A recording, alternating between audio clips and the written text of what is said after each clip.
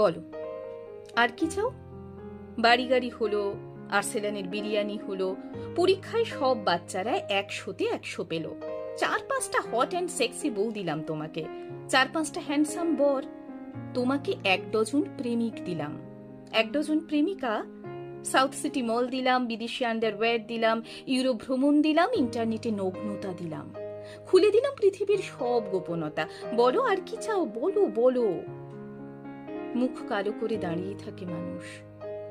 খড়ের চালাঘর থেকে সত্যনারায়ণ পুজোর উলু ভেসে আসে।